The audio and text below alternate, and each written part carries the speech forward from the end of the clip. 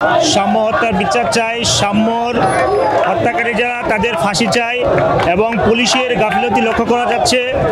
আজকে দীর্ঘ 9 দিন হয়ে গেছে, এখনো পর্যন্ত প্রকৃত যে আসামি, প্রধান আসামিকে এখনও পুলিশ গ্রেফতার করতে পারে নাই।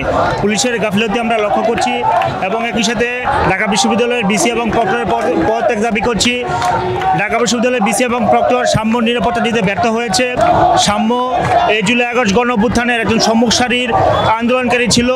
এই ফ্যাসিস্ট হাসিনার চোখে চোখ রেখে সে রাজপথে লড়াই করেছে এবং ফ্যাসিস্ট হাসিনা ভারতে পালিয়ে গেছে। আমরা সাম্য হত্যার বিচার চাই, সাম্যর হত্যাকারীদের ফাঁসি চাই।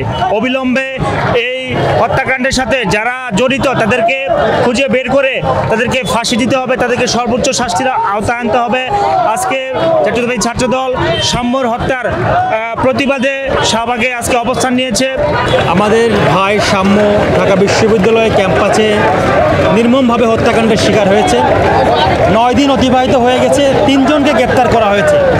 এই 3 জন কি আসলে এই খুনের সাথে জড়িত কিনা আমরা কিন্তু জানি না। সাম্যর যে বন্ধুরা সাথে ছিল 2 জন, তাদের ভাষ্য অনুযায়ী 10-12 জন এই হত্যাকাণ্ডের সাথে হামলাতে অংশগ্রহণ করেছিল, কিন্তু আমরা দেখলাম প্রশাসনের পক্ষ থেকে তাদেরকে 3 জনের বাইরে কিন্তু আর কাউকে গ্রেপ্তার করতে পারেনি। আমরা মনে করছি আইন শৃঙ্খলা রক্ষাকারী বাহিনীরা চরম অবনতি। শুধু এই হত্যাকাণ্ডের বিষয় নাই, সারা বাংলাদেশে আইন শৃঙ্খলা রক্ষাকারী পরিস্থিতি কিন্তু খুবই নাজুক অবস্থা। আমরা ঢাকা বিশ্ববিদ্যালয়ের প্রশাসনকে দেখেছি, ভিসি এবং প্রক্টরের বক্তব্য দেখেছি, তাদের কার্যক্রম দেখেছি, তাদের ভূমিকা দেখেছি, বিতর্কিত ভূমিকা। ঢাকা বিশ্ববিদ্যালয়ের একজন শিক্ষার্থী হত্যাকাণ্ডের শিকার হয়েছে। এটা 1 সপ্তাহের ভিতরে এই হত্যাকাণ্ডে কারা জড়িত ছিল, যারা এই হামলায় জড়িত ছিল, যারা এই খুনের সাথে জড়িত ছিল, সবাইকে গ্রেপ্তার করার কথা ছিল, কিন্তু আমরা তার কোনো পদক্ষেপ দেখি নাই। আমরা মনে করছি তাদের দায়িত্ব পালন করতে ব্যর্থ হয়েছে।